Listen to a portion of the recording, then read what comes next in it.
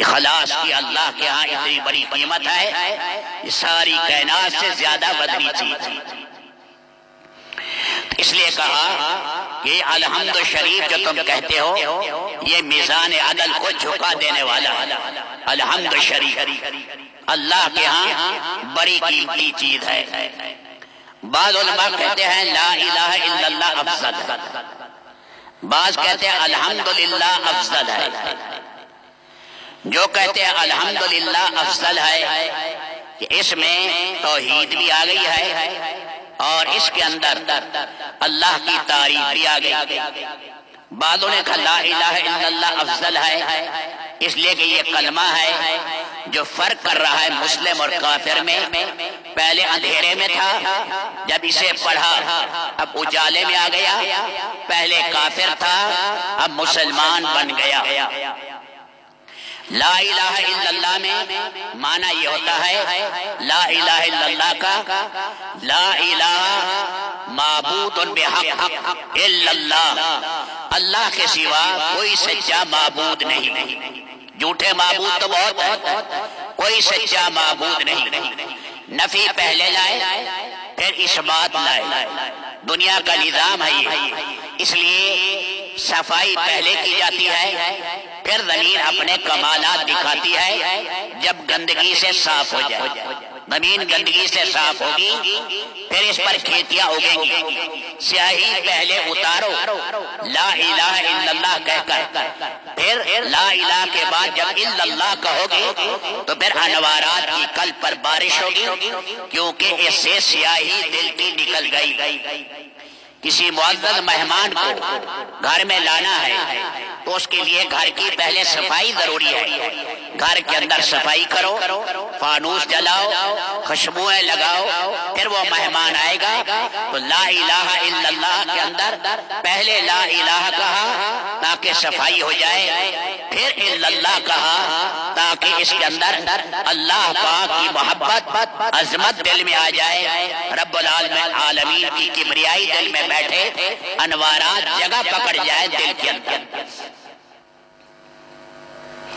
لا الہ میں ہم لا کے اندر مد کھینچتے ہیں، مد کے ساتھ پڑھنا افضل ہے یا بغیر مد کے؟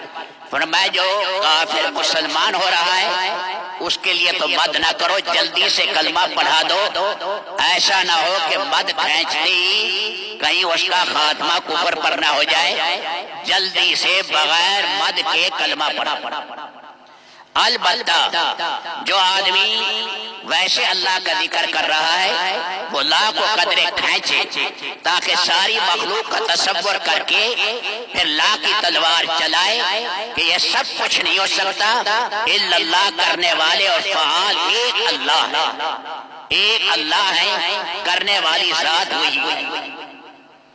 تو الحمدللہ کے بارے میں بات ہو رہی تھی۔ اللہ کے نبی صلی اللہ علیہ وسلم کا فرمان ہے ہر نعمت پر شکر ادا کرو، اور شکر ادا کرنے کی بہترین طریقہ آدمی الحمدللہ کہے۔ پاک نبی صلی اللہ علیہ وسلم کی ایک اونٹنی گم ہو گئی، ادھر ادھر صحابہ نے تلاش کی، ملی نہیں، ایک قبیلے میں چلی گئی، اس قبیلے میں ایک مسلمان عورت رہتی، اس نے پہچان لیا کہ یہ تو آقا علیہ السلام کی اونٹنی ہے۔ جب انہیں غفلت میں پایا سویا ہوا تو اس اونٹنی کو لیا، چڑھ کر مدینہ منورہ لے آئی۔ تو اللہ کے نبی صلی اللہ علیہ وسلم نے دیکھا، دیکھتے آپ نے فرمایا الحمدللہ۔ صحابہ کرام انتظار میں تھے کہ آپ شکرانے کے لیے روزہ رکھتے ہیں یا آپ شکر ادا کرنے کے لیے آپ نماز پڑھتے ہیں، کیا کرتے ہیں؟ جب آپ نے کچھ نہ کیا تو ایک صحابی نے پوچھا یا رسول اللہ، اللہ نے اونٹنی واپس کر دی، آپ نے نہ کوئی روزہ رکھا شکرانے میں اور نہ نماز پڑھی۔ آپ نے فرمایا میں نے ان دونوں چیزوں سے افضل چیز ادا کی ہے، کیا میں نے الحمدللہ نہیں کہا؟ یہ الحمدللہ کہنا، یہ کہا کہ نماز بھی شکر کا طریقہ ہے، روزہ بھی شکر کا طریقہ ہے، نیک اعمال بھی شکر کا طریقہ ہے۔ الحمدللہ کہنا یہ سب سے اعلیٰ طریقہ ہے شکر۔